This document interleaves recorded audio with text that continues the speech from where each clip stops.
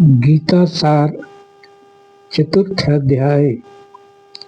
चतुर्थ अध्याय को कर्म, संन्यास योग कहा गया है। इसमें भगवान ने बताया है कि कर्म को आसक्ति रहित, ममता रहित, अहंकार रहित जो करता है वह कर्म में भी अकर्म है और अकर्म में भी कर्म करता है।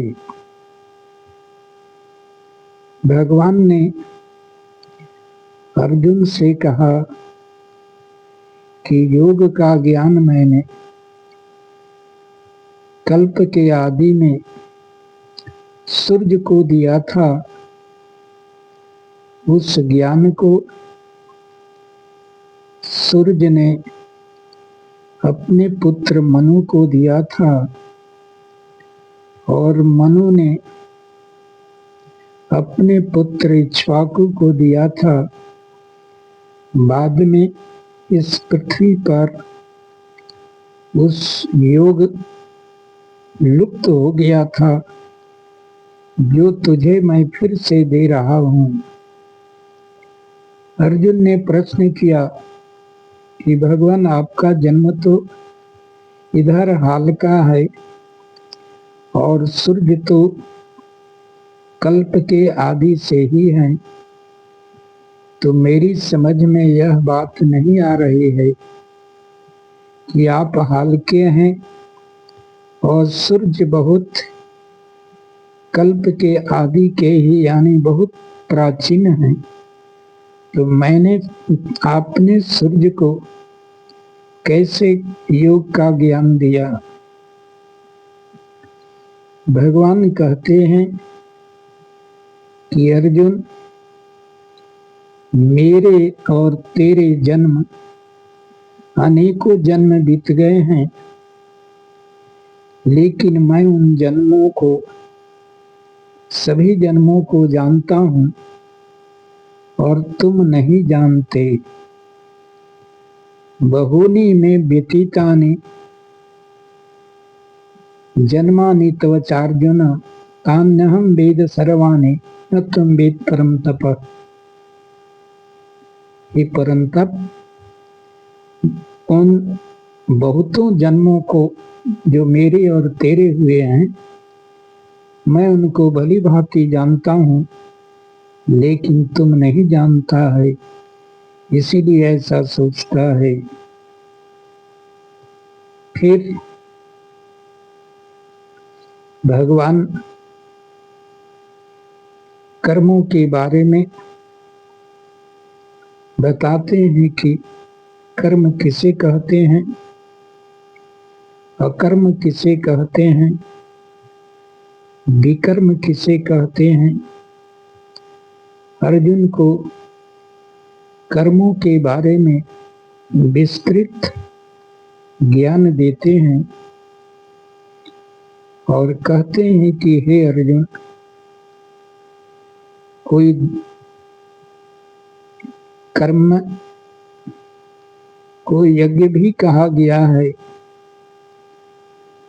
कोई भगवान को प्रसन्न करने के लिए द्रव्य यज्ञ करता है, यानी पैसे खर्च करके भगवान को प्रसन्न करना चाहता है।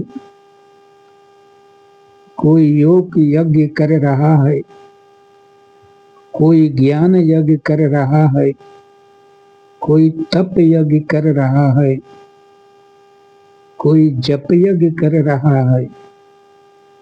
इस संसार में भांति भांति के लोग हैं और वे अपने अपने स्वभाव के अनुसार यज्ञ कर रहे हैं, लेकिन उन द्रव्य यज्ञों से ज्ञान यज्ञ श्रेष्ठ है।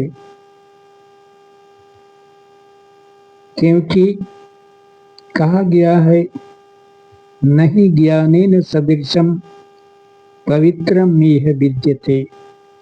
ज्ञान के समान पवित्र करने वाला इस संसार में कुछ भी नहीं है। इसलिए तू कर्म कर, लेकिन कर्म के फल को मत चाह, क्योंकि ये कर्म के फल ही मनुष्य को बांधने वाले हैं और नरक में ले जाने वाले हैं।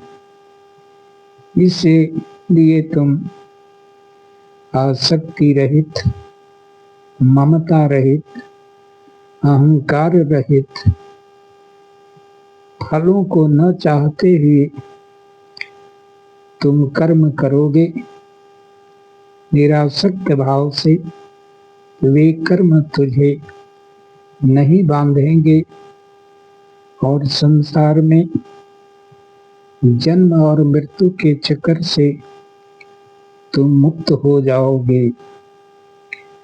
इसलिए कहते हैं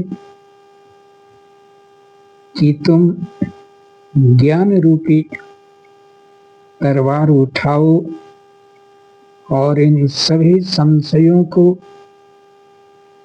नष्ट कर डालो